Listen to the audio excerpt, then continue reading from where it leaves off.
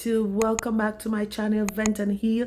I am your host Tamisha, and I'm well pleased to have you here. I just want to welcome all my new subscribers. I want to say thank you, thank you, thank you. I am grateful for my new subscribers, and I'm thankful for those that were here from day one. I appreciate you. I appreciate you. I appreciate you. And as I always say, if this is not for you, share it with someone who will benefit from what I have to share here today. And today I will be speaking on love and relationship.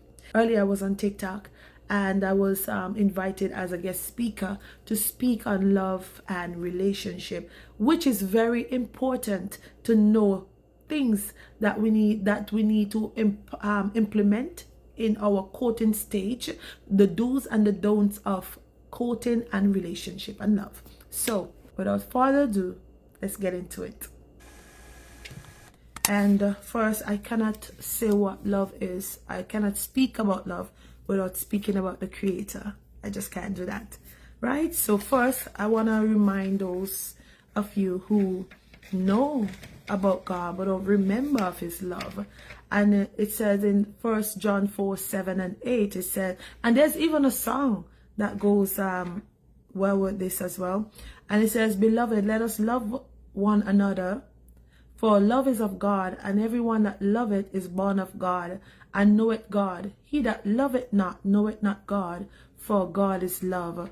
And as I was preparing this message, I was preparing whatever I needed to say, someone sent me a quote from Prophet Andrew Clark, and it tied in so well in what I wanted to say.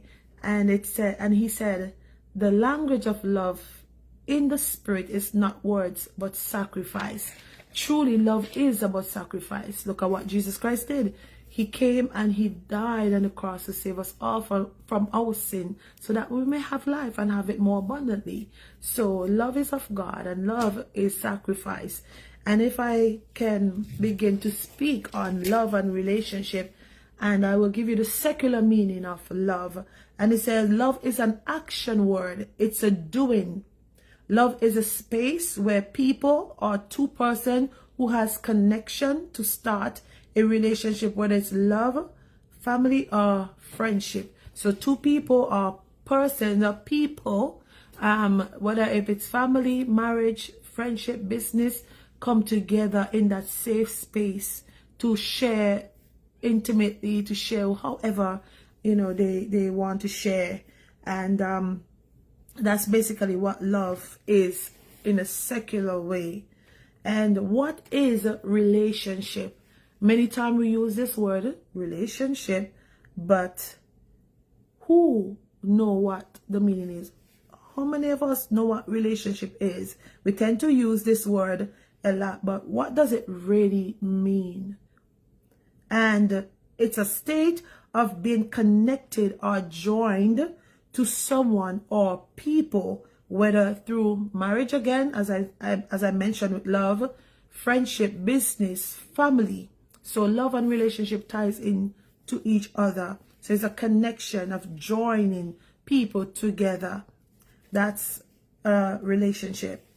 What must we do when starting a relationship? Many times we jump into relationships not knowing what we're getting ourselves into, not getting to know the do's and the don'ts. So my question is, what do we do, or what must we do, or what must we know when starting a relationship? First, build a foundation.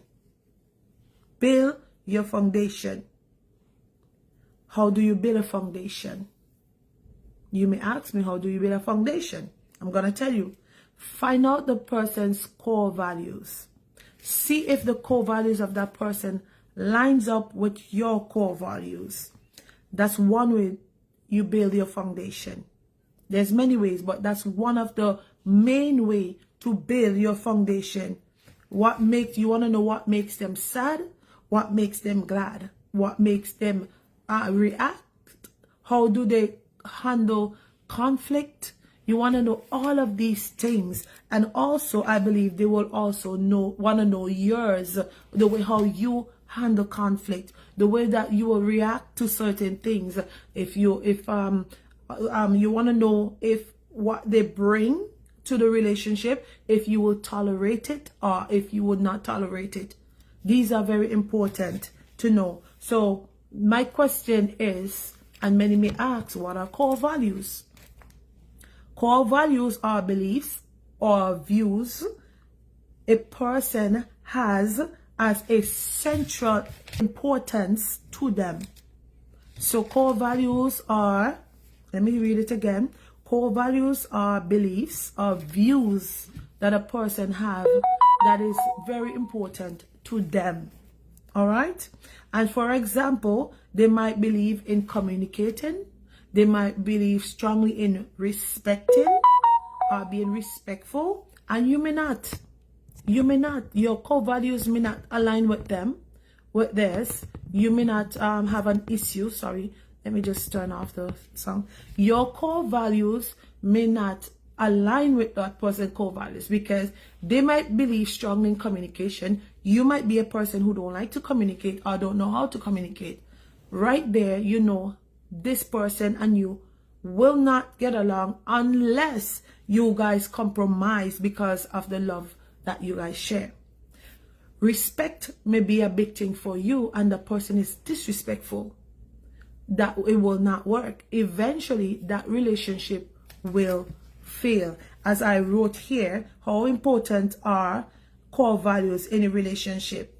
And that many people may ask, how important are these? And here I wrote the same thing I just mentioned. It is very important because you and your partner need to know if you're compatible, and if there's no compatibility, the relationship will not work. Eventually the love will fail. The love will run cold. Eventually your partner is gonna go look outside for what is lacking in the relationship, because you guys need to take the time to find out who is he, who is she. Are we compatible? Can we tolerate each other? Can we live together with each other? Can I see myself with this person forever? Or can I see myself with this person until old age? You know? So these are some things we have to consider. And I'm coming here to say this, not because I'm perfect at it, because I didn't do it. I didn't do it. And I ran myself into issue. So I thank God for second chances, whereby I'm taking my time this time and let God lead. So he will send me who he needs to send me in his timing. And my other nugget is, do not, and this is one of the issues that a lot of us have, and this is one of the things that we do a lot. Do not ignore the red flags. Do not ignore the red flags when starting a relationship and think it's gonna turn green. It will never turn green. If it quacks like a duck, most likely it is a duck. If someone show you who they are, believe that they are who they show you to be. Don't go into a relationship thinking that you can change someone. People change if they want to change. People change for who they want to change for. If you're not the one, they will not change for you. Just letting you know that. You don't want to go into a relationship consistently and reminding someone to change. Consistently reminding someone, hey, you're hurting me. Consistently saying, you're hurting me, you're hurting me. That person is hearing you saying that they're hurting you, they're hurting you, but they're not changing. They keep hurting you and just pushing it and pushing it. Eventually, pressure bust pipe. Eventually, you're going to break. So it is important to know these things from the foundation of the relationship, from the courting stage or dating stage. It's important to put these things in order. It's important to know the person that you are going in a relationship with, because most of the times, some people relationship may turn out to be marriage. And if you are facing these things in the courting stage, do you think it's going to change when you're married? Marriage changed nothing. It just seals everything up and just make everything more grande. Yeah. It magnifies the issue. It doesn't cure it. So deal with it before you go into the marriage. And one more thing I want to mention before I end is intimacy. Relationship. Many people now, I'm seeing a lot of this right now, where people are becoming intimate with people who they're not even married to, and thinking it's cool to do so, not realizing you're taking on spirits and burdens and demons on your own life. You're wondering, oh, what happened to me? Why is this happening to me? My finances are being under attack. My life is under attack. My this is under attack, and that is under attack. Hey, look into yourself. What are you doing that's causing that? For example, for those who don't understand what I'm trying to say, let me use myself. Let's say I'm sleeping with Tim. God forbid I'm not sleeping with anyone who's not my husband.